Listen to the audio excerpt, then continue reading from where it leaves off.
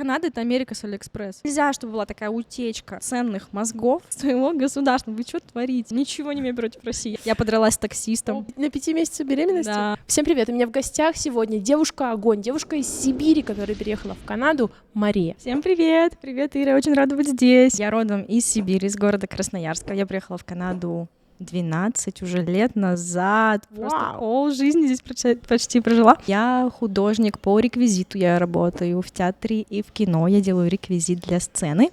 В данный момент я работаю в компании, которая создает маскотов. Вау, маскоты — это такие огромные... Ростовые костюмы. Вау. Для символы спортивных команд и всяких колледжей, университетов, организаций. Это здесь часть канадской культуры. Что стало для тебя мотивацией и причиной переезда вот тогда 12 лет назад из Сибири именно в Канаду? Выбор вот для меня, честно говоря, странный, потому что, типа, ты с Сибири... Необычный, да? Да, хочешь куда-нибудь переехать, ну, не знаю, во Флориду, я не знаю, ну, на Мальдивы, но Канада, почему? Отличный вопрос.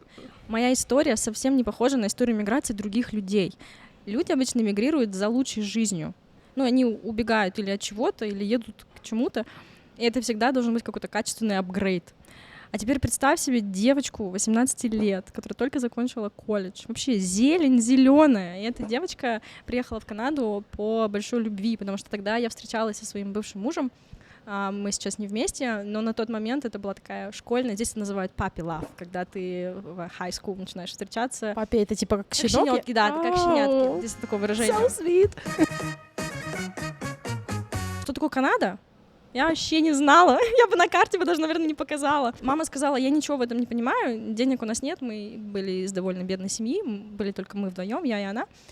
И она сказала, я тебе ничем не помогу, я ни по-английски ничего не понимаю, ничего в этой системе не знаю. Хочешь ехать? Езжай. И вот с этого момента началось вообще долгое становление меня как личности. Я училась в колледже, одновременно работала на 2 работах, копила деньги, сама подалась на work permit, сама приехала сюда, купила билеты, не знала английского вообще, я приехала с нулевым английским. Это было не просто смело, это было пиздец как смело. Просто потому что я вот так сильно была влюблена в человека, вот у меня была такая сильная мотивация, мы пробыли вместе 11 лет. Вау, ничего себе. Да. Да, конечно, это... Это необычная история, да, потому что не было у меня никогда грез, у меня не было доски желаний, как у маленькой девочки, что я хочу жить в Лос-Анджелесе. Какой ты увидела Канаду, когда приехала сюда 12 лет назад? И сильно ли она изменилась с того момента? Да, изменилась сильно. Первое, что я увидела, мое первое впечатление, я приехала в Торонто. Торонто — это такая пародия на Нью-Йорк. И я, конечно, обалдела от того, что от масштаба. Все было довольно большое и белое, потому что здесь покрытие дороги, оно такое бетонное, это не черный асфальт. Если ты была в Торонто, ты, наверное, заметила, что там все примерно вот такого светлого бетонного цвета, и отражалось солнце, и были желтые дорожные знаки, и я не могла поверить, почему такая чистая земля, почему можно ходить босиком, почему, если я вот поднимаю подошву обуви, она вся белая, и для меня это было таким большим культурным шоком. Сейчас, наверное, я это говорю, это звучит смешно, но тогда это был большой вау-эффект. В Калгари я просто такого не видела, серьезно, у меня постоянно грязная обувь. Да, в Калгари не так. Да. Второй, наверное, шок для меня был, как много всего здесь а-ля бесплатного, потому что я приехала, будучи студентом, у нас не было много денег, и мы собирали мебель и вещи либо с Facebook-маркетов, которые нам бесплатно отдавали, либо ты идешь в мусорный день. Мусорный день — это когда приезжает мусоровоз и забирает мусорку, и просто у тебя бесплатный шопинг, ты себе набираешь шкафы, комоды, телевизоры, бытовую технику, и я такая, так бывает разве? Как это так? Вот что, представь, у нас выбрасывали люди вещи, да у нас годами это все хранится, люди это передают с поколения на поколение, эти серванты с стеклом, а здесь все выбрасывают. Согласна, у нас люди копят. Я думаю, это какая-то вшитая программа Советского Союза, что это один раз и навсегда, и последний раз. Если тебе подарили мылко, то ты эту коробочку хранишь 30 лет. Я согласна, здесь немножко другой подход, избалованный такой. Да, потребительский, можно даже сказать. Третья вещь, которая меня очень удивила, когда я приехала, какая-то странная внутренняя свобода у людей. Вот здесь. У меня было такое представление, что я приехала в большой детский лагерь. Когда ты приезжаешь в обычный наш такой постсоветский лагерь, ты там немножко дуркуешь. У вас там есть день тематический, там день пижамы, ты весь день можешь ходить в пижаме, или там вы поете песни, когда едете в автобусе куда-то. Не знаю, какая-то легкость бытия.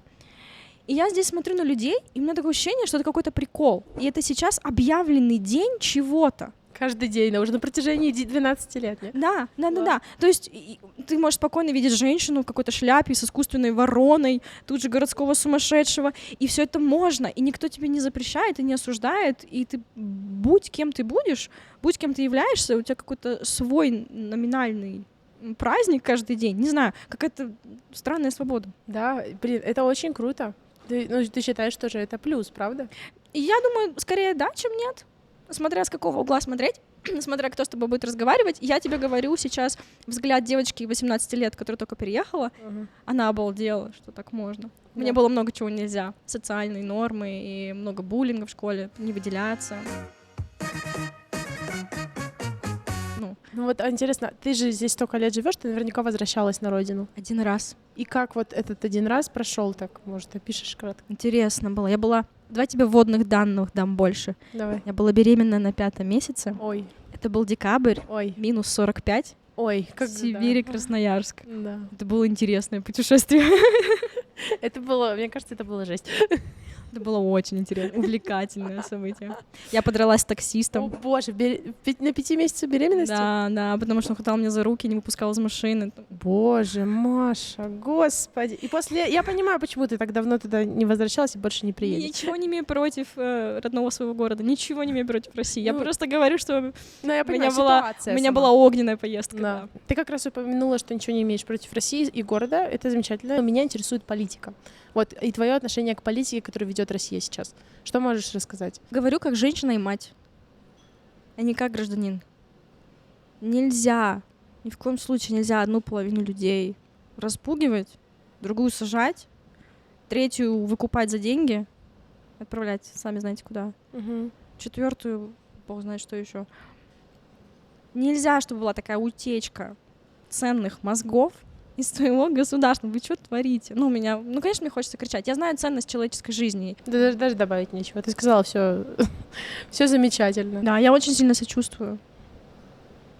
Я эту тему понимаю для того, чтобы люди, которые живут, например, на территории России и подвержены огромное количеству, например, пропаганды, которая действует в телевидении, чтобы они, вот, посмотря хоть кусочек видео или чего-то, они могли немножечко приходить к тому, что есть разные мнения. В моем окружении очень много украинских женщин сейчас, которые мне помогают. Я познакомила их с моей мамой, и они рассказали историю со своей стороны, как они бросали свои дома, как им приходилось сбегать, как они спали, одевшись с сумками, вот так обнявшись несколько месяцев от сирен, потому что надо было всегда бежать. И моя мама это слушала, и она увидела обратную сторону, что там живые люди, и они сейчас здесь сидят перед ней, просто встретились в другой стране. И я видела, как ее мнение сформировалось. К этому надо просто соприкоснуться. Всего лишь. Так, а вот именно сама политика России стремится к тому, чтобы людей от этого просто отодвинуть, поставить такую стену, и чтобы никто никогда с этим не соприкасался. И поэтому вот даже часть мгновения нашего разговора это может быть вот этой вот маленькой дырочкой через стену, которая может быть А тебе не кажется, что люди, возможно, еще сами не хотят соприкасаться? Это очень неприятно. А никто... Я бы не хотела. Людей вообще никто не... Я не осуждаю, я бы сама не хотела. Не, я понимаю, они могут не хотеть, но дело касается, понимаешь, очень серьезных вещей. И каждый россиянин, житель России, живущий на территории, он ответственен за то, что делает его власть, потому что он часть этой власти тоже. То есть поэтому даже не то, что ты встал и пошел, я не знаю, вместо президента сидеть. Каждый человек даже своим мышлением выстраивает политику страны. Поэтому очень важно начинать хотя бы уже приходить к осознанию того, что происходит, а не просто избегать это и оставлять это кому-то. Царь все сделает. Так это не работает, друзья. Аминь. Конечно, наверное, это вопрос немножко глупый, но не бывает глупых вопросов. Хотела бы ты сейчас жить в России? Я никогда об этом не думала, ты знаешь. Я думаю, сам факт, что эта мысль не приходит ко мне в голову, значит, там пуповина отсохла. Да. Уже контакта нет. Знаешь, между двумя мирами. Я и не канадка, я очень чувствую большую разницу менталитетов, но я уже и не там. Я уже далеко не там. В мой единственный первый приезд, когда я была дома, мои друзья сказали, что я поменялась. То, как я разговаривала с людьми на улице, вообще, что я с ними взаимодействовала, и была такая счастливая, улыбалась, дурочка какая-то. Психованная, Психованная, ненормально, улыбается она людям. Кстати, в Канаде это нормально. Извиняется еще что-то за что-то постоянно. У меня такой кризис идентичности. Кто я? Я иммигрант, видимо. Может быть, я по жизни буду иммигрантом, я не знаю. Да, когда-нибудь это изменится или К нет. этому сейчас еще к вопросам иммиграции придем. Такой вопрос, немножко вернемся к стране твоего рождения, к России, и сравним обычную жизнь людей в России и в Канаде. Как ты считаешь, вот простые жители, в финансовом плане я имею в виду, простые жители этих стран, какое вот есть сравнение? Потому что, в России тоже есть богатые люди. Есть. Блин, я вот сейчас боюсь, я как что-нибудь скажу, а потом набегут в комментарии и скажут, что я не права. У меня очень В какой-нибудь комментарии все равно узкий- напишут, что ты не права. Что бы ты ни сказала, я тебе серьезно говорю. Это нормально. Много ли я знаю, как там сейчас живут люди. Кстати, оставляйте комментарии. Да слушай, меня так давно и много лет там не было. Мне кажется, на мой таким эмпирическим взглядом, если я буду делать сравнение, я думаю, дальновидность, дальносрок, насколько далеко заходит мысль людей в их планировании, горизонт планирования очень разный. Я думаю, что здесь люди более привычные готовятся к пенсии и открывать RRSP-аккаунты, когда им стукает 20 лет, и они идут в колледж, они начинают откладывать на пенсию. У нас настолько неизвестный горизонт, и у тебя есть только здесь и сейчас, никакой вины и осуждения сейчас у меня нет, но у тебя есть деньги, и только здесь, и, возможно, тебя не будет, и страны завтра не будет, и ты будешь гуляй, рванина, просто на последний. Мне почему-то так кажется. Да, есть такое. Скажи, вот в чем заключается эта стабильность? Потому что многие пишут мне в комментариях, да что там в Канаде, что там такого, у вас вон холод, непонятно, что дома развалятся, ничего у вас, какая у вас там стабильность? Ну давай чисто практично. Если тебя увольняют здесь с работы, ты можешь получить пособие. Ты можешь получать на протяжении полугода до года, пока ты ищешь новую работу от государства, так сказать, зарплату. Просто на нее надо податься. Ту же самую, что Она получал. будет меньше, чем то, что ты получал, но ты выживешь. Мгм. До тех пор, пока ты не нашел себе новую работу. Мгм. Если ты не заметила, у вас нет пиара, да? У вас work Ещё нет, permit. ещё work permit. Здесь очень жирные государственные детские деньги. Да. До 18 лет выплаты просто... Есть свои минусы, но я сейчас говорю про такие опоры, поддержки, когда в случае с тобой что-то случится, ты всегда знаешь, куда тебе пойти. Мгм. На крайняк фудбанки. Конечно. Поддержка? Бесплатная еда — это вообще супер. Чем не поддержка? Очень большая поддержка. Что у нас бесплатно Если можно найти там? Пиздюлей. Да, вот только реально пизделей можешь получить бесплатно. Если у тебя есть руки, ноги, голова и хоть маленько английского, ты никогда не пропадешь. Самое главное — крутиться и вертеться. И здесь легко делать деньги. Тут очень много ниш открытых, незаполненных, и здесь нужны талантливые люди, а каких у нас, просто завались. Я думаю, люди, кто уже сюда приехали, вы, наверное, понимаете, о чем я говорю, да, девочки? Да. Да, маникюрчик, косметика. И не только девочки, я думаю, это можно говорить о строительстве, Да. о инженерии. Да. Самое главное — хотеть работать. И как только ты входишь в это течение, тебя оно несет и поднимает. Ты постоянно растешь вверх. Как будто бы вся система хочет, чтобы ты прогрессировал, рос и развивался. Как-то здесь так устроена компания. Круто! Да это ж круто! Я уважаю, что они делают. Я согласна, 100%. Даже вот наблюдая за украинцами, которые приехали только-только, видно, как люди приезжают, бросая свои бизнеса где-то в Украине или в других странах, и начинают обосновываться здесь, и это идет им на самом деле просто.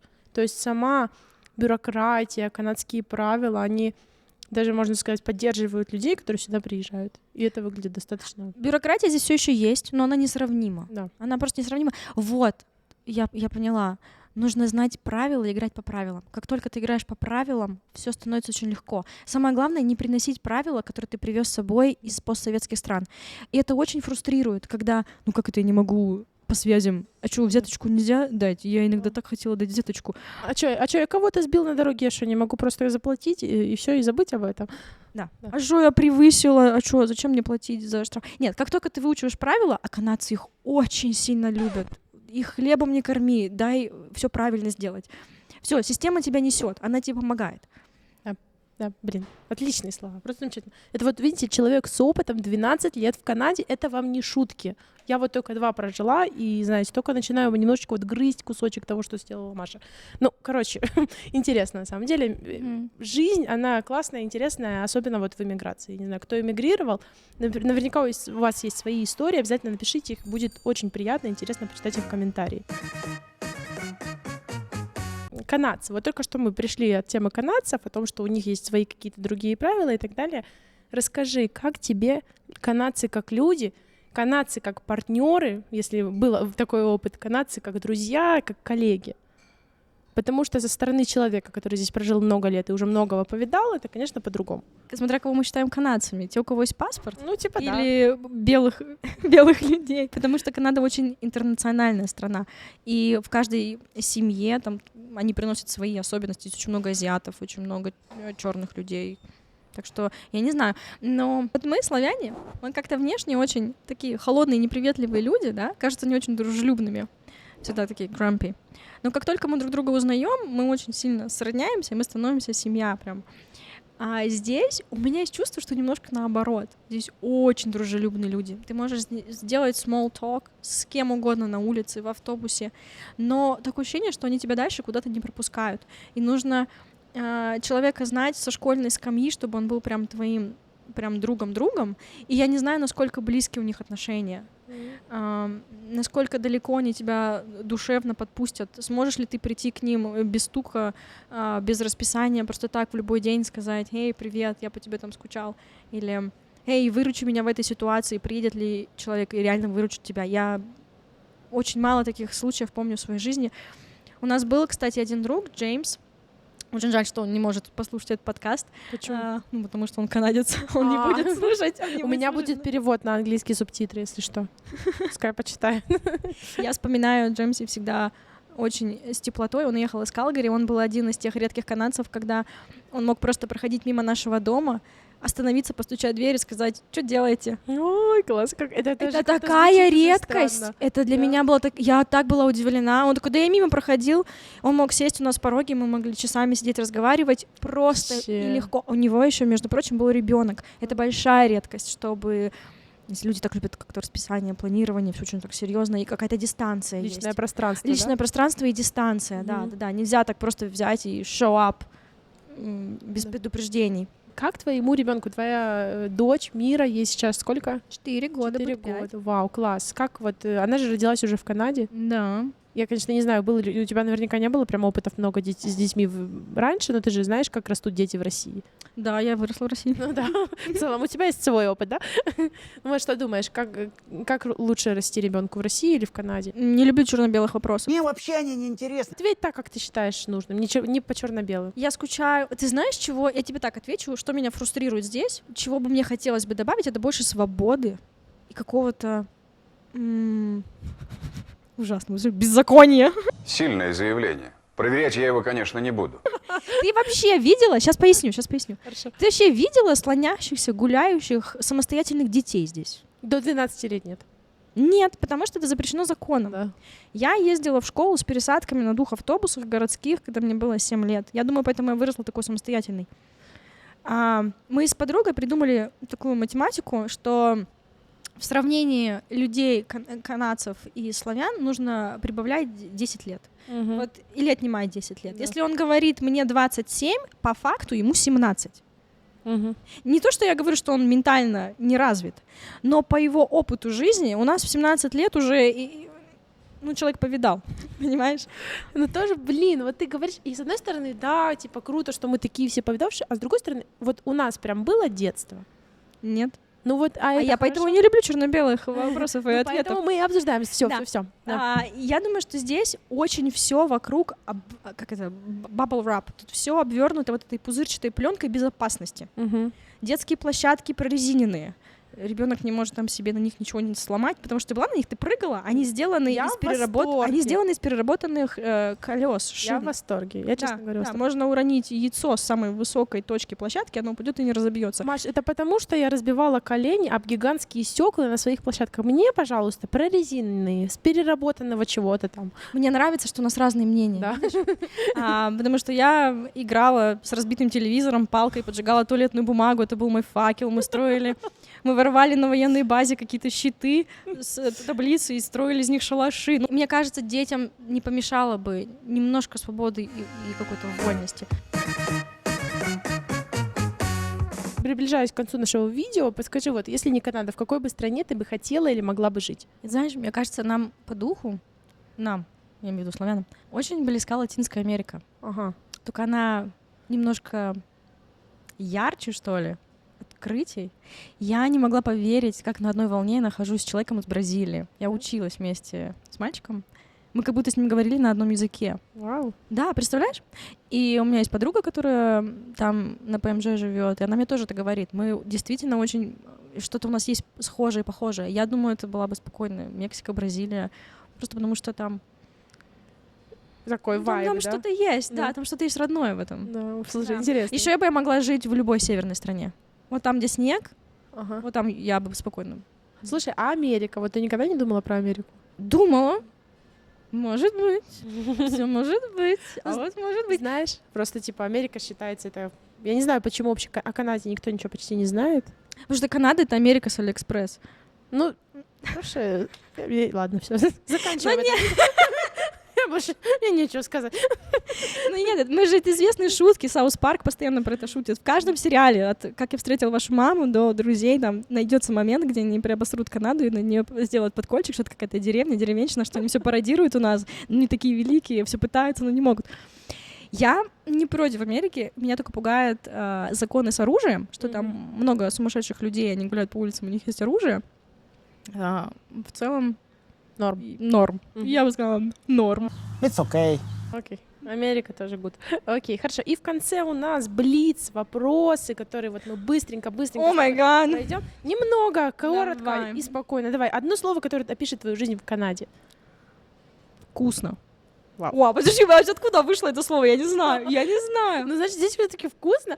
Не, Может, жизнь вкусная. я про жизнь, не про Да, вкус. да. Не-не-не, ни в коем случае не про вкус. У меня жизнь здесь яркая. Класс. Класс, супер, хорошо. Продолжи предложение. Иммигрант всегда Прав.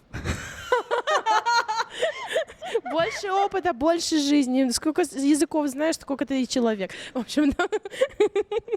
Твоя первая большая покупка в Канаде. Диван. Вау. Это был что, какой-то прям... Это была большая покупка. Когда ты новоприехавший, вы сейчас все поймете мою боль. Вы не покупаете дорогих вещей, потому что ты всегда немножко на измене, что ты уедешь. Правильно? И как только я получила пиар, я расслабилась.